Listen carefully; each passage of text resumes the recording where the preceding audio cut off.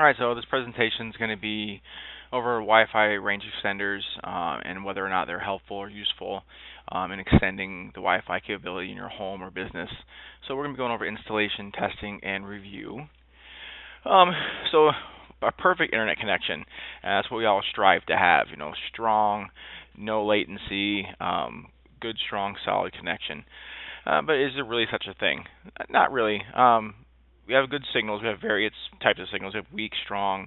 So for a lot of things that can cause weak signals are, obstructions, walls, bricks, distance from cell towers, hills, mountains, trees. There's any kind of obstruction that could prevent the signal path from reaching the cell tower to your router or access point. Sometimes there's no connection at all. A lot of times that's distance. You're too far away from something around mountains or something very hilly, and you just cannot get a signal. So what can be done to alleviate these issues in your home network? That's the question that we're going to try to answer here today. So what is a range extender? Range extender is used to expand the reach of a wireless LAN, and it connects wirelessly to the router access point. It takes that signal and it retransmits it back out to further extend your range in your home. Generally, you're going to take a Wi-Fi range extender and position it between your router and a client device, and to get that signal where you need to go. And then how are you going to determine whether an extender is beneficial to you or not? Well, we're going to do some testing. First of all, you have to know there's an issue. And what we have is areas in a home that's called dead spots.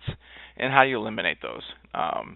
Dead spots are generally areas where a signal can't reach or has issues getting to, whether it's a brick wall or different floors of the home or just locations of your client devices. So this is the area we're going to be testing. Just to give you a quick idea, this is my home. It's in the back corner of a secluded 7-acre plot. We're going to be using a Aris TG1672 router modem. And for the Ethernet connection, I have a Dell Inspiron 3650 desktop. And for my Wi-Fi client, we're going to be using my iPhone 6 that's on the Verizon network. Alright, so the first test, I went ahead and used the PC Ethernet hardwired directly into the router. I'm going to do 3 tests for every section that we do.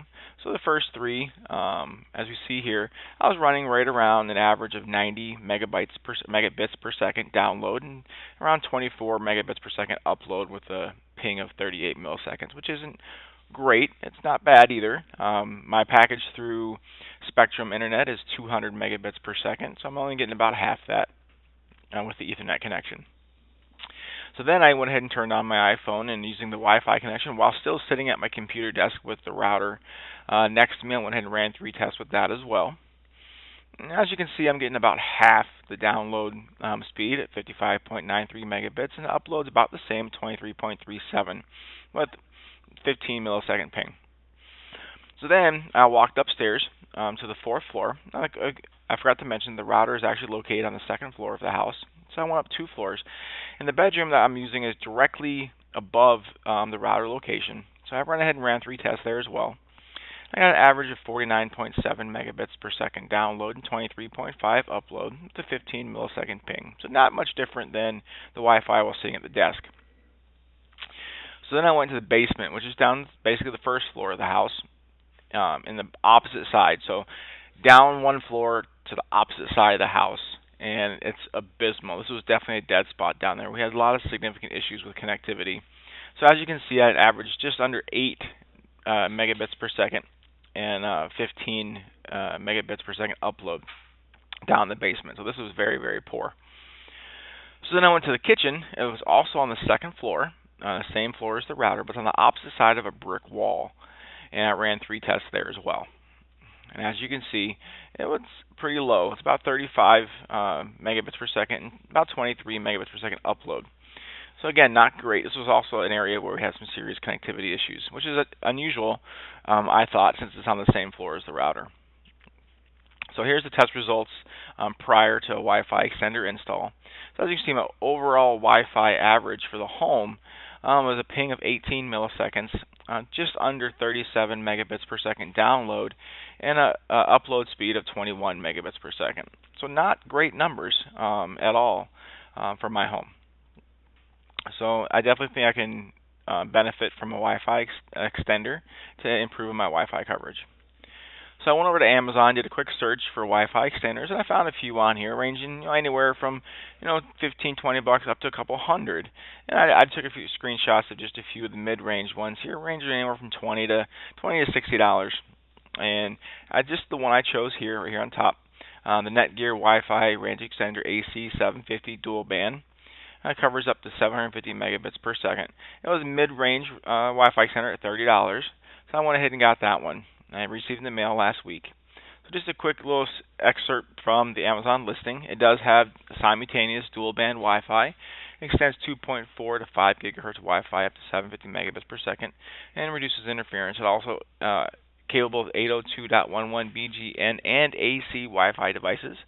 My router is 802.11n. And it also has a available Ethernet port on the extender itself that you can hook up other devices like Blu-rays, game consoles, or what have you. So installation of the extender is pretty straightforward. Step one, you take it out of the box, you plug it into an electrical outlet. The key here is you want to plug it into an outlet in the same room as your current router. All right. So then you're going to connect your client device, in my case it was the PC, to the extender's Wi-Fi signal. Very important. Once you get logged into the Wi-Fi extender, then you can adjust the settings, decide which frequencies you want to use, if one or both, 2.4 or 5 gigahertz frequencies, and you can change the password to access the internet through that extender as well. And once you finish that, you just unplug it, and then you're going to move it to the room between the router and the client device that you want to use. In my case, the weakest signal I had was in the basement, which is where my wife has her office. So I plugged the router down on the first floor and turns it back on. All right. So then I connected my cell phone, the iPhone 6, to the extender's Wi-Fi signal, so I can check the status and see if any of my results improved. So this is after I did the tests. I went ahead, again, I ran 3 tests in all the areas, and I averaged them out to post here on this slide. So again, sitting at the desk, it was a monstrous increase, 95.3 megabits per second download and 21.7 upload. The bedroom was actually a little lower, running on the extender's Wi-Fi versus the router Wi-Fi, down to 39.5 download and 20.9 upload. The basement was a drastic improvement from just under 8 megabits per second download to 49.87 megabits per download and 22.3 upload. And the kitchen also saw a great increase, up to 78.6 download and 19.4 upload. So just to recap here, the home Wi-Fi average speed test prior to installation of the extender, I had an 18 millisecond ping with 36.94 megabit per second download and a 21.14 megabit per second upload speed. After the Wi-Fi extender was installed, my ping increased very slightly to 23 milliseconds. My download speed almost doubled to 65.82 megabits per second, and my upload speed stayed the same at 21.06 megabits per second.